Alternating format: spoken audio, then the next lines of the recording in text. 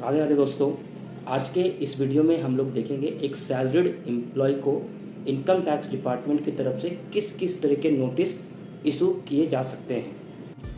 Income tax का notice तब issue किया जाता है जब आपने जो रिटर्न फाइल किया हो उसमें कोई मिस्टेक हो या फिर आपने रिटर्न फाइल ही नहीं किया है, लेकिन इनकम टैक्स डिपार्टमेंट के पास ये सोर्स है कि आपका जो इनकम है वो बेसिक एग्जम्पशन लिमिट से ज़्यादा है, तो भी आपको इनकम टैक्स डिपार्टमेंट नोटिस भेज सकती है। अब इसमें जो सबसे पहला नोटिस होता है वो है 143 सबसेक्शन 1 का इंटीमेशन ऑर्डर।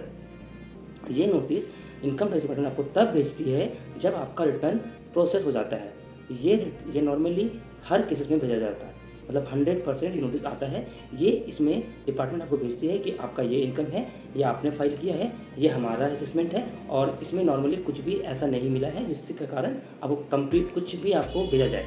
मतलब कि इसमें आपको कुछ भी करने की ज़रूरत नहीं होती है, सिंपली आपको उसको देखना होता है। ये नोटिस नॉर्मली जिस समय आपने रिटर्न फाइल किया है उसके फाइनेंशियल ईयर एंड होने के 9 मंथ के अंदर आता है। Defective notice under section 139 subsection 9। इसमें ये नोटिस आपको तब आता है जब आपके रिटर्न में कोई मिस्टेक है, जैसे कि आपने हाउस रेंट अलाउंस भी क्लेम किया है, साथ ही आपने 80GG के अंदर रेंट पेड का सेक्शन का भी क्लेम किया हुआ है।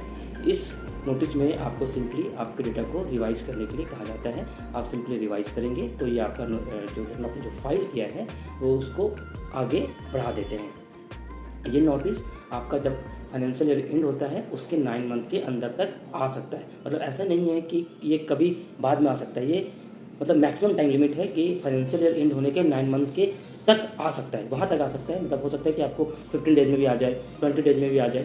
सेम एज जो आपका इंटीमेशन ऑर्डर है 143 सबसेक्शन 1 का, वो भी आपको within 15 days 20 days normally देखने को मिल जाता है। Inquiry notice under section 142 subsection 1। ये नोटिस आपको तब आता है जब आपने रिटर्न फाइल ही नहीं किया है, लेकिन डिपार्टमेंट के पास इंफॉर्मेशन है कि आपकी जो इनकम है वो बेसिक एग्जम्पशन लिमिट से ज़्यादा है। इस केस में जब आपको नोटिस आता है तो आपको अपना अकाउंट्स, डॉक्यूमेंट्स और अदर इन्फॉर्मेशन प्रोवाइड करना पड़ता है with in 15 days. Scrutiny assessment notice under section 143 subsection 2। ये नोटिस आपको तब आता है जब आपका जो रिटर्न आपने फाइल किया है वो स्क्रूटनी के लिए चूज होता है।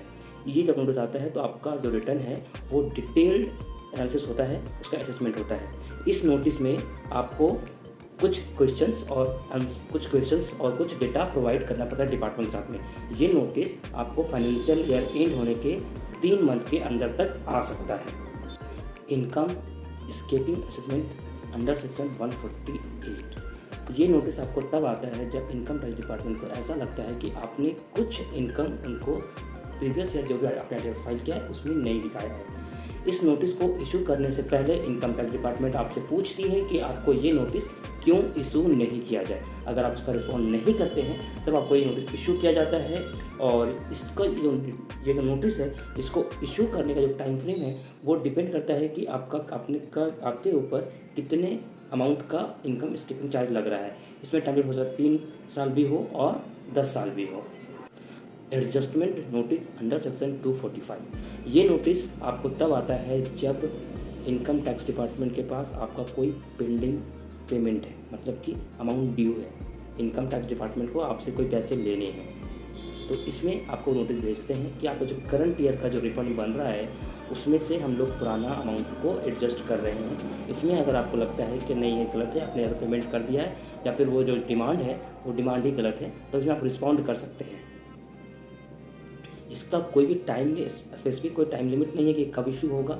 ये हो सकता है 8 साल के बाद भी हो, 10 साल के बाद भी हो। मैंने बहुत सारे केसेस ऐसा भी देखा है जो 2012 का है, 2008 का है, 2009 का है, अभी तक वो डिमांड खड़ा था, इस साल उनका रिफंड बन रहा है, तो उससे वो एडजस्ट कर रहे हैं। एक बात जो यहाँ याद रखने वाली है कि कोई भी इनकम टैक्स का नोटिस आपको जो टाइम लिमिट प्रोवाइड किया हुआ है लॉ में उसके बाहर नहीं आ सकता।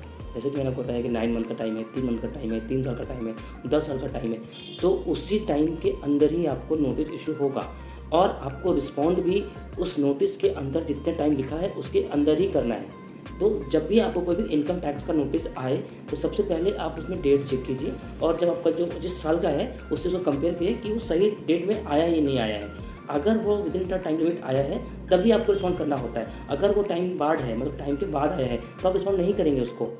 वो उसके ऊपर आपसे वो कुछ भी चार्ज नहीं कर सकते आपके ऊपर। तो ये चीज़ आपको ध्यान रखनी है, ये चीज़ हमेशा।